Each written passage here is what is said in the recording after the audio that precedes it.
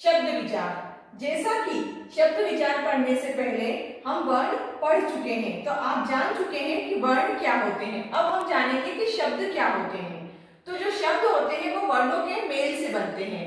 तो जो वर्णों के मेल से बनते हैं, जैसे यहाँ बना हुआ है क धन ल धन म, तो कलम। ऐसे ही और अनेक शब्द हम बना सकते हैं। अगर हमको वर्णों का ज्ञान है तो हम शब्द बड़े अच्छे से, बड़े आराम से बना सकते हैं। तो हम पहले इसकी एक परिभाषा जानते हैं। वर्णों के मेल से बने स्वतंत्र सार्थक ध्वनि समूह को हम शब्द कहते हैं। तो आप समझ चुके हैं कि शब्द किसे कहते हैं। अब हम जानेंगे शब्दों के भेद। तो शब्द के मुख्यतः 3 भेद होते हैं और इन 3 भेद को हम विस्तार पूर्वक जानने की कोशिश करेंगे अर्थ की दृष्टि से। जो शब्द का पहला भेद जो है वो अर्थ की दृष्टि से है। उसके भी 2 भेद है, सार्थक शब्द और निरर्थक शब्द। तो सबसे पहले जो अर्थ की दृष्टि से होते हैं उसको देखेंगे हम। अर्थ की दृष्टि से शब्द निम्नलिखित 2 प्रकार के होते हैं, सार्थक शब्द और निरर्थक शब्द। सार्थक, जैसा कि शब्द से ही हम समझ सकते हैं, सार्थक जिसका कोई मतलब निकले वो होते हैं सार्थक शब्द, और निरर्थक मतलब जिन शब्द का कोई मतलब ना हो वो शब्द होते हैं निरर्थक। तो किताब की भाषा से जानेंगे हम। जिन शब्दों का कुछ अर्थ निकलता है उसे सार्थक शब्द कहते हैं, जैसे खटमल, चीता, गुलाब आदि। और निरर्थक शब्द में वे शब्द आ जाएंगे जिनका कोई अर्थ नहीं निकलता है, तो उन्हें निरर्थक शब्द कहते हैं, जैसे चक चुक मिग मिग, इस तरह के जिन शब्दों का कोई अर्थ ही ना हो। आगे देखेंगे हम व्युत्पत्ति की दृष्टि से। व्युत्पत्ति की दृष्टि से मतलब 3 प्रकार के होते हैं ये, रूढ़ शब्द, यौगिक शब्द और योग रूढ़ शब्द। तो जो रूढ़ शब्द है वो किसे कहते हैं? वे शब्द जिनके टुकड़े करने पर एक प्रकार के शब्दों के अंश प्राप्त हो, जिनका कोई अर्थ निकले, तो उसको रूढ़ शब्द कहते हैं। ठीक है, जैसे कलम शब्द का अर्थ फूल होता है, कमल शब्द का जैसे कि अर्थ होता है फूल, लेकिन क धन ल म धन ल का अलग अलग अर्थ कुछ नहीं होता है। मतलब 2 शब्द हैं, दो या 3 शब्द हैं, उनको अगर हम अलग अलग लिखेंगे तो उन शब्दों का कोई मतलब नहीं होगा, लेकिन अगर हम उनको एक साथ जोड़ के लिख देंगे तो उस शब्द का मतलब होगा, तो वो होगा रूढ़ शब्द। इसी प्रकार से पत्ती का अलग कुछ भी अर्थ नहीं होता है। अब हम देखेंगे यौगिक शब्द। तो यौगिक शब्द जो होता है वे शब्द जो 2 या 2 से अधिक शब्दों के योग से बनते हैं, उन शब्दों के अलग अलग कुछ अर्थ होते हैं, तो उन्हें यौगिक शब्द कहते हैं। जैसे पर्वतारोहण, तो अब इसमें पर्वतारोहण पूरा एक शब्द है, लेकिन अगर हम इसके टुकड़े करेंगे तो पर्वत अलग हो जाएगा और आरोहण अलग शब्द हो जाएगा। तो इस टाइप के जो शब्द होते हैं उसको कहते हैं यौगिक शब्द। आगे देखेंगे योग रूढ़ शब्द क्या होते हैं। जो शब्द 2 या 2 से अधिक शब्दों से मिलकर बने हो तथा जिसका अर्थ निश्चित होता है उसे योग रूढ़ शब्द कहते हैं। जैसे हिमालय, तो हिमालय शब्द है, अगर हम इसको लिखेंगे हिमालय तो इसमें 2 शब्द हैं, हिम का मतलब होता है बर्फ और आलय का मतलब होता है घर। तो 2 अलग अलग शब्दों को जब मिलाया जाता है और उनका कुछ अर्थ निकलता है तो वो होता है योग रूढ़ शब्द। आगे जानेंगे हम भाषा की दृष्टि से। तो भाषा की दृष्टि से शब्द कितने प्रकार के होते हैं? तो भाषा की दृष्टि से शब्द 4 प्रकार के होते हैं। अब हम इनको विस्तार से जानेंगे। सबसे पहला आता है तद्भव शब्द। हिंदी के जो शब्द संस्कृत शब्दों के बिगड़ने से बने हैं उन्हें तद्भव शब्द कहते हैं, जैसे सूरज, आम, सांप आदि। ये संस्कृत शब्दों के बिगड़ने से बने हैं। जो तद्भव शब्द होते हैं वो संस्कृत शब्दों के बिगड़ने से बनते हैं।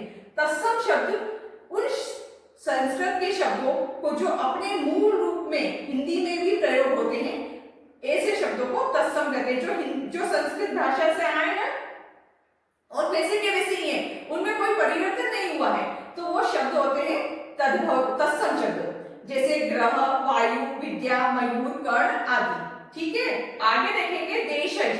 देशज शब्द जो होते हैं, जो शब्द न तो संस्कृत भाषा से और न किसी अन्य भाषा से लिए गए हैं परंतु हिंदी में आवश्यकता के अनुसार बना लिए गए हैं, उन्हें देशज शब्द कहते हैं। जैसे पेटी, पगड़ी, गाड़ी, थैला आदि। आगे हम देखेंगे विदेशज शब्द। विदेशज जैसे कि शब्दों के हेडिंग से ही समझ में आ रहा है, ये विदेशों से आए जो शब्द होते हैं उसमें होते हैं विदेशज शब्द।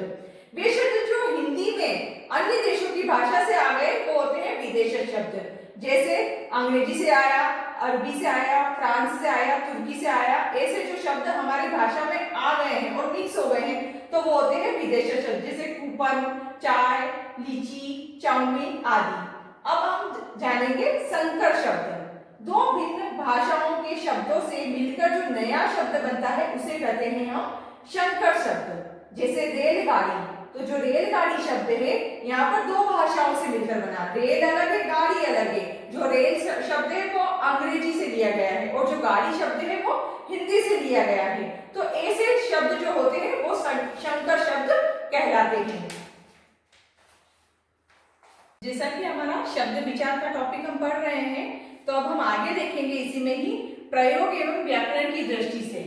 जो शब्द का जो एक और भेद है ना, वो प्रयोग एवं व्याकरण की दृष्टि से देखेंगे। तो हम पहले देखते हैं प्रयोग की दृष्टि से।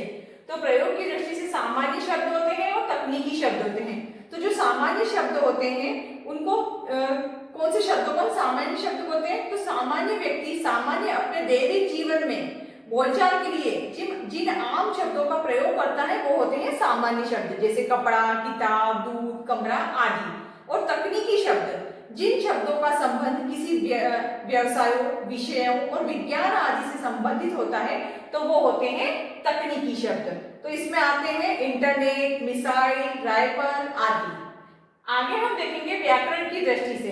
तो व्याकरण की दृष्टि से दो भेद होते हैं। पहला होता है विकारी शब्द। तो जो विकारी शब्द होते हैं, तो विकारी शब्द किसे कहते हैं? जिन शब्दों के रूप वाक्य में लिंग, वचन और कारक आदि कारण बदलते रहते हैं तो उन्हें विकारी शब्द कहते हैं, जैसे बालक, बालिका, बालिकाओं आदि। विकारी शब्द के प्रकार, तो विकारी शब्द के 4 प्रकार होते हैं। आप अपन पिछली कक्षाओं पढ़ चुके हैं, संज्ञा, सर्वनाम, विशेषण और क्रिया। तो संज्ञा क्या होती है? तो संज्ञा होती है किसी व्यक्ति, वस्तु या स्थान के नाम का बोध कराने वाला शब्द संज्ञा कहलाता है। और संज्ञा की जगह पे सर्वनाम का प्रयोग होता है। संज्ञा शब्द की जगह पे अगर सर्वनाम का प्रयोग होता है तो जिन शब्दों का प्रयोग होता है वो सर्वनाम शब्द कहलाते हैं। और संज्ञा और सर्वनाम की जो विशेषता बताता है उसको बोलते हैं विशेषण।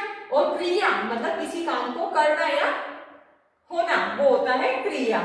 ठीक है, आगे हम देखेंगे अविकारी या अव्यय शब्द। अविकारी शब्द क्या होते हैं और अव्यय शब्द क्या होता है? तो इसमें भी 4 भेद हैं। पहला है क्रिया विशेषण।